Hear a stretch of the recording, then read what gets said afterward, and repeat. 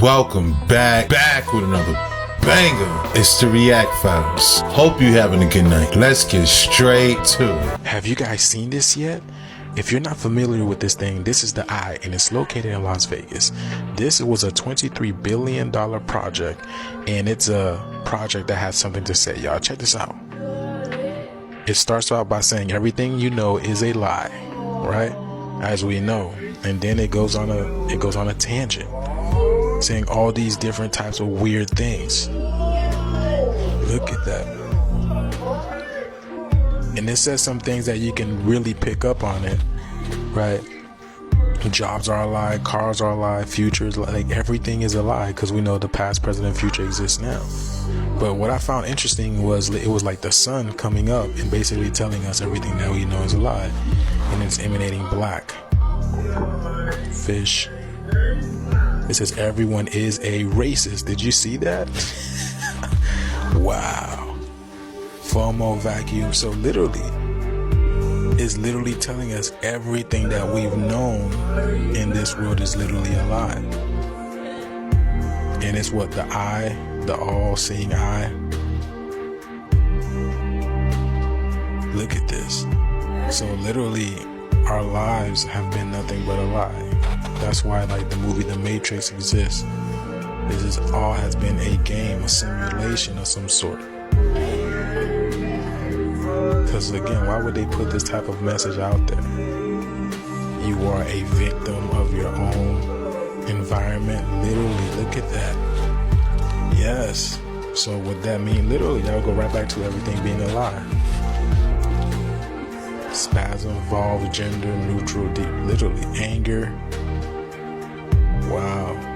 Everything you've known is literally has been a lie. The words. But what do you guys think about this? What kind of message do you think there? I think, yeah, baby. And then it says baby for that. Boom. Is that the solar flash? Shout out to Conscious Juice. I wonder if it was hacked or was this paid advertising? I'm glad this is all being recorded, because when something else happens, and I hope it doesn't, I pray to my Lord and Savior, Jesus Christ, that I'm wrong. That you play this and go, look, that guy was crazy. You think this is the last incident, you're out of your mind. We have seen these incidents over and over. We saw the Georgia grenade incident with President Bush. They overtook the magnetometers. The Secret Service leadership in charge now with the exact same people. Exact same. Can you imagine a C-suite at a company that makes widgets? We find out that there's a design defect. The widget explodes and kills 10 people. And the CTO gets a promotion to CEO. You understand that's what happened here, correct? These are the same people. Kim Cheadle, the director, wasn't even fired. She was allowed to resign. She'll go get some cushy job somewhere. And her deputy, who is one of the guys behind these stupid waste of time things like agents wearing red ties on the detail. Because this actually happened, by the way. These people will tell you this on their own. If you get the right people. He was concerned about the tie color of the agents on the detail because it seemed to imply he supported President Trump. Congressman Biggs wearing a red tie. You're wearing a semi-red tie. There's nothing to do with anything. This is the kind of stuff the Secret Service was actually wasting their time with while withholding CSU counter surveillance assets and counter sniper assets from probably the most threatened man on earth. If you can explain it, good luck, because that's not the agency I work for. Okay, major update. Officials say that they now believe that that armed individual did intend to harm Donald Trump. Here are the details. Sources familiar with the incident say that Trump was playing golf in West Palm Beach and he was on the 5th hole when 4 shots were fired. The Secret Service jumped on Trump within seconds. It's reported that the Secret Service spotted a man carrying an AK-47 and they were the ones that opened fire at him. When this man was shot at, he started running and he dropped his rifle and a backpack which is believed to have a GoPro camera in it. Interesting detail. The Secret Service reportedly managed to get drone footage of that individual getting in a car, which police were then able to track down and surround not too far away. They arrested the suspect and he is now in custody. Both Biden and Harris have been briefed on the situation and they say that they are glad he is safe. We are now waiting a press conference from the county sheriff and we will get more details then, so I'll make an update. Oh my goodness, y'all, I have got to show you this. Time Magazine's legit Instagram posted this 5 days ago, and it says in trouble and shows Trump on his golf cart. I'm not alleging anything, just simply pointing stuff out to y'all that happened over the last week. Trump's new cover, how Kamala Harris knocked Donald Trump off course. A golfing term. And this was the alleged pew-pewer today that was at his golf course in Mar-a-Lago. It's just so weird how things work out, isn't it? And here's another picture of him. He's American, but he has strong ties to a country that's battling the bear. He even posted in 2022, I cannot sit down and do nothing. I'm willing to fight and unalive for this place. Media must motivate the entire globe to act. Kids will perish. He will do anything, he says. So going back to Trump almost being unalive today, they had none other than Sean Hannity himself reporting what happened to Trump, right? As the news was progressing. But just a few days ago, Sean Hannity was caught messing around with Gavin Newsom. Aren't they like enemies or something, supposedly? The fog is getting very, very, very dense, if you know what I mean. Maybe time is just a time traveler. They probably work with the Simpsons too, huh? And speaking of the freaking Simpsons, they literally pulled an episode after the last attempt.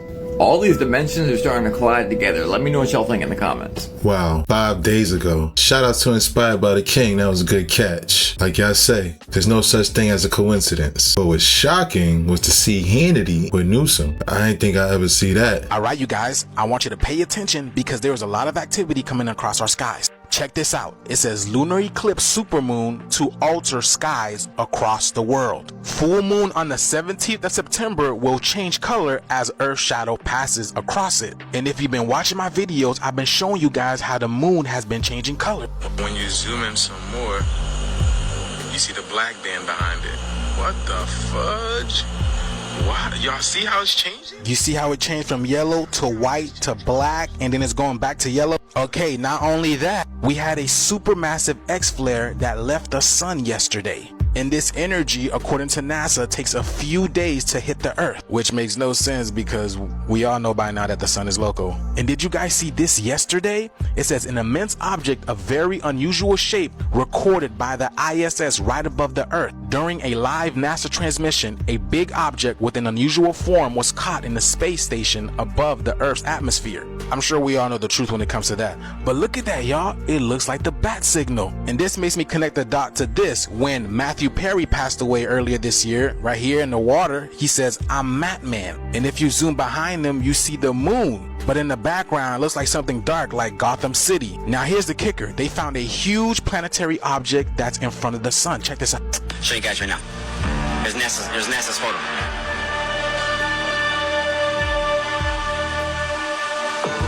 Did some editing on it so you guys can actually see that is an object. Watch. That's the sun, and there's an object in front of the sun. Right there in front of the sun. This is NASA's photograph. I'm gonna show you guys mine after this one. Like I said, man, I've been following this object, whatever it is, in front of the sun, passing by the sun. This thing's starting to get a little ridiculous, a little. Now, I made a video yesterday showing y'all basically the same thing. So this is his video right here. I mean, his photo. Now watch. Now watch this object over here with this black ring around it, okay? And then this is supposedly the sun. Check this out.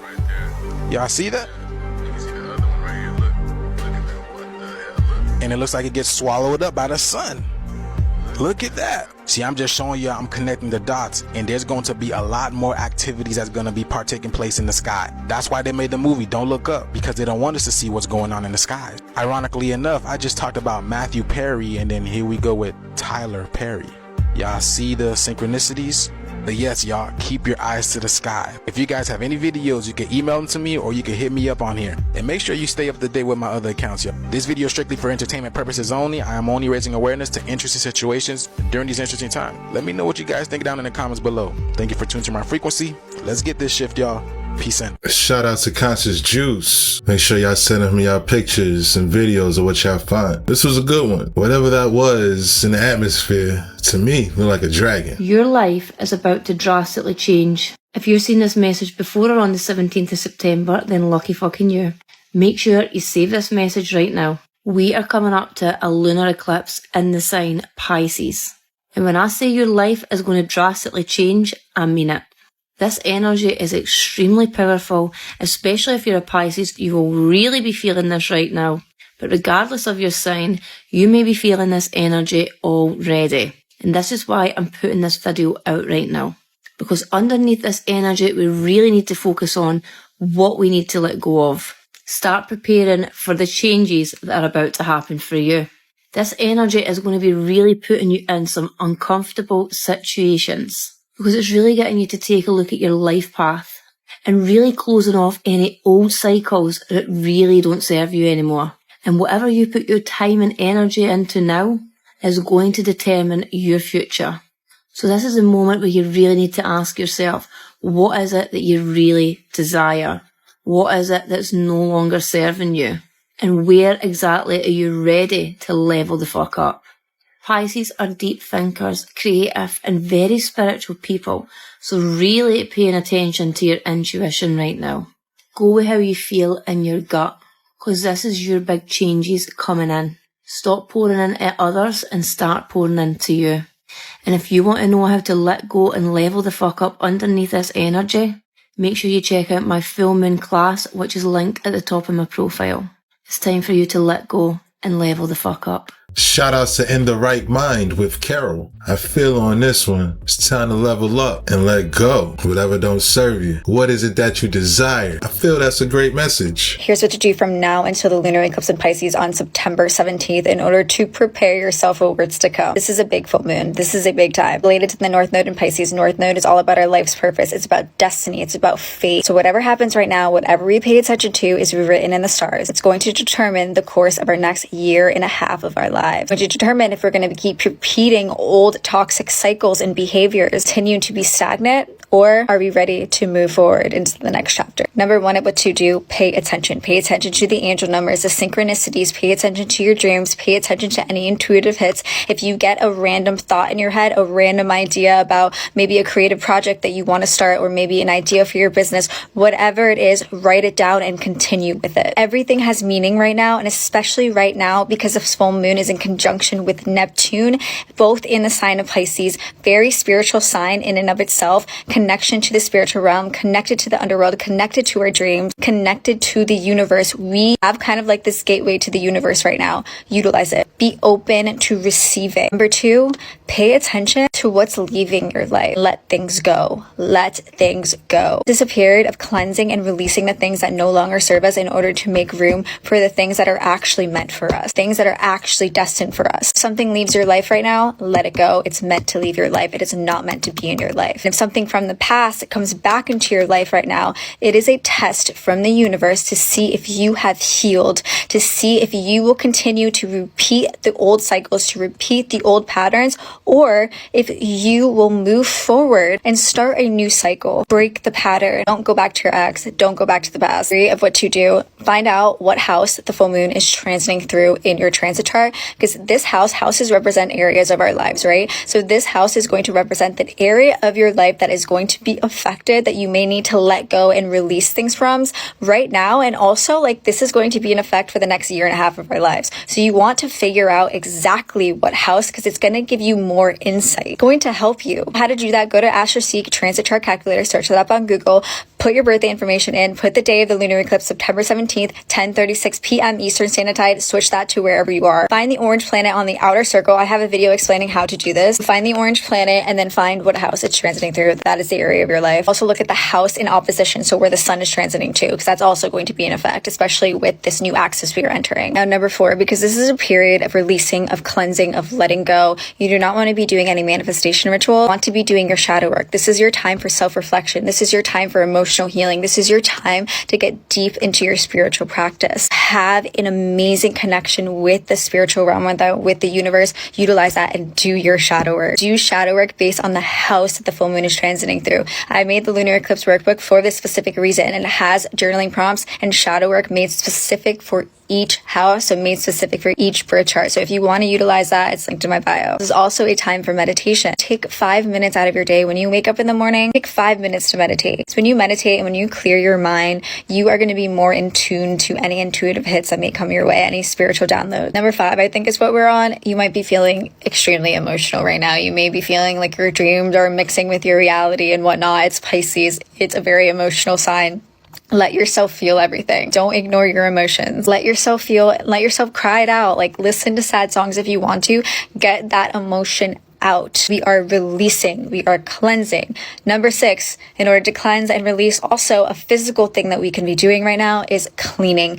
Clean your windows, clean your mirrors, clean out your closet, like donate clothes that you haven't used, switch out your clothes from like your summer clothes into your winter clothes, put your summer clothes in storage, clean out your car, get a car wash, like physically cleanse. Last but not least, if you haven't done this already, make a list of all the manifestations that you want and exactly who it is you want to be. Like, do your identity work. All of this is in my workbook as well. But make sure you are clear on who it is that you want to become. Who is your highest self? What do they have? What do they look like? What do they wear? Where are they living? Like, what do they do on a day-to-day basis? Like, be detailed with a list. Be detailed with your ideal self and all your manifestations. Keep that list like somewhere where you can read every single day. Like, take 5 minutes of your day every single day until the lunar eclipse to read that list. And then throughout your day, I want you to be extremely mindful until the lunar eclipse and pay attention to your daily routines and your daily habits, your morning routine, your night routine, and how that aligns with your highest self. See if there's any discrepancies. See if there are differences, because those differences are probably the things that you're going to have to let go of. Especially pay attention to the area of your life on a day-to-day basis of where the full moon is transiting through. Just pay attention. As you get closer to the lunar eclipse, you release and you cleanse. And I'm also going to be posting another video of what to do, what not to do on the lunar eclipse, releasing cleansing rituals, and let me know what other things you want to see. I love you guys, and my workbook is linked in my bio for instant download, and I love this one. Shout outs to Alexiato giving us tips on what to do for this lunar eclipse. Definitely got to pay attention to the details. I do agree, it's a good time to clean. The internet will be out for weeks if this solar storm hits Earth, and they calculated the odds that it will. The last time we had one this big was in 1859, known as the Carrington event, and it caused some shit that humanity has never seen before. And if that ever happens again in the 21st century, it would be 100 times worse. These solar storms are basically just supercharged EMP devices, electromagnetic pulse, meaning they destroy electronics and wireless communication. But we didn't have much electronic and radio wave technology back in 1859, so most people were in the clear. Nowadays, well, pretty much our entire lives revolve around electricity. Just try to imagine all power in your home, cell phone towers, internet, credit card systems out for weeks or even months on end, but how likely is it? These phenomena are also known as CMEs, coronal mass ejections, which is just the sun violently spitting out plasma from its surface from all the buildup of energy it produces. This deadly plasma travels through space and can sometimes end up hitting Earth, coming in many different levels. First, we got solar wind, which is just the everyday radiation our sun produces at all times, which is mainly deflected by Earth's ionosphere. A few stray remnants of this plasma that make it past our magnetic field get sent to the openings in the north and south poles where they create aurora borealis, the northern lights. If we crank it up just a notch, we get solar storms, the first stage of a CME with a much more powerful effect on our planet, but not nearly as bad as what we got coming. If the magnetic field of the stage 1 plasma ejection is aligned just right when it hits us, it merges with Earth's magnetic field and stretches our atmosphere out from its force of energy, eventually reaching a tipping point where it snaps back and hits our planet like a rubber band. This creates a geomagnetic storm, which does absolutely nothing to organic matter like you and me, and is how life on Earth has been able to survive thousands of these storms throughout the ages. But for all wires on Earth carrying electricity, generators, and even wireless communication signals, it's a complete meltdown. The energy produced by this storm can completely shut down our power grids or even cause them to overload and blow up. And this actually happened in 1989 when it caused complete power grid failures in places like Quebec. These we can deal with, but then we crank it up again. Solar hurricanes, which are just CMEs at a much higher category level. The last one that hit us was in 1859, and it actually had some pretty devastating effects on the little bit of technology that we had back then. Called the Carrington event, it lit up the sky so much at 1 a.m. that people thought the sun was rising, and it produced aurora borealis as far south as Colombia. As for technology, telegraph machines, you know, those things that go boop boop boop doo doo boop boop boop boop for communications, just burnt out and fully fried all around the world. Shocking users that tried to use them, causing sparks to fly out of them and even fires in telegraph lines. But this was pretty much all we had back then on a mass scale for electronic technology. So just imagine that, but spread into pretty much everything you use every single day. Electric power power grids, cell phone towers, air traffic control, internet lines, credit card networks, servers, everything would go offline. But that shouldn't be a problem, right? Can't we just boot everything back up once the storm passes? Not quite. The strength of these geomagnetic waves and solar hurricanes does more than just cause a blackout. They quite literally completely fry anything that has electricity running through it and renders it unusable. A solar hurricane of this scale in this day and age is estimated to cause upwards of $2.6 trillion of damage in the US alone, with an estimated 4 to 10 years just to replace all the damaged systems all around the world, and a few months or weeks at best to get the basic necessities back up. And we actually did have a Carrington event-sized solar hurricane heading straight towards Earth back in 2012, if anyone remembers that. It just barely missed us by 9 days, which might seem like a lot, but is just a hair away on the planetary scale. The next one is inevitable, as solar hurricanes like these are just bound to happen every couple hundred years due to sheer probability. They've happened all throughout history, with events reported in 774 AD, 1052, 1279, 1582, among others. But we didn't have any electronic technology all those times, so all it did was light up the sky. The next one will be the first one we experience in the age of electronic technology, and there's no telling what's gonna happen. On average, the probability of a serious solar storm hitting us on any given year is about 4%, with a 0.7% chance of a Carrington event level solar hurricane from happening. I mean, it's not 0%, but that's not so bad, right? Well, every 11 years, the sun enters a period of peak activity called the solar maximum. During this time, the odds rise to 28% for a severe storm and 4% for a Carrington super hurricane. And the next time our sun enters the solar maximum, 2025, so get ready for that, Johnny boy. If we extrapolate that data over a longer period of time, we see that there's a 50% chance that the big one will hit us by 2070. Would you be ready to go months without internet? I don't think anyone is. I agree. I don't think anyone is. I know I'm not. Shout out to Phil's Pixel. Now, what most people don't know is that there was a major solar storm that hit the Earth in 1859. It goes by the name of the Carrington event, named for the astronomer who realized that the weird effects that happened on Earth were correlated to something he had seen on the sun. He had effectively put those two, he had seen the flare and then deduced that this was related to it. Now, in 1859, the world was not a very electrical place. In fact, the primary use of electricity was telegraphs. And at the time, this burst of plasma caused those telegraphs. Stations caught fire. The entire network went down. Telegraph operators were shocked at their stations. Messages could be sent even though there was no power being delivered to the system. It went down, and the induced charge in the wires was enough for telegraph operators to send messages over distances. So it was very dramatic if you were involved in telegraphs. But for the rest of humanity, it was a minor event. Now, we live in a very different world. We live in a world where everything has an electrical component. The way our cars function, the way food shows up in the supermarket, the way air travel and air traffic control works, all of these things are heavily electrical. And they are all tremendously vulnerable to the EMP effects that will come with a major solar impact. What's the EMP effect? It's an electromagnetic pulse, which is basically an induced charge in electrically active materials. So it's the kind of thing that a big enough one will fry every computer, will take most of the cars off the road. And what we don't commonly know is that our grids, the grids that operate all of our electrical devices, are they operate with these transformers, right, which control the flow of current. These transformers are huge, complicated machines, and if you needed one and you ordered it today, it would take a year for you to get it. If the world suddenly needed 70 of them or 100 of them, there's no telling what would happen. So while we all have the experience of a power outage causing us to lose electricity for, hours or days, it is quite conceivable that a solar storm that took out a significant number of transformers could take a continent and turn it dark with no plan for bringing the lights back on. They would go out and they wouldn't come back. Now, this is a ridiculous risk to run. And that's a wrap. Hope you enjoyed tonight's episode. If you haven't already, please take a second just to smash that like, subscribe, ring that notification bell, just to make sure the algorithm knows what's up. So what we gonna do, y'all? That's right. Run these numbers up. Thanks again. Until next time.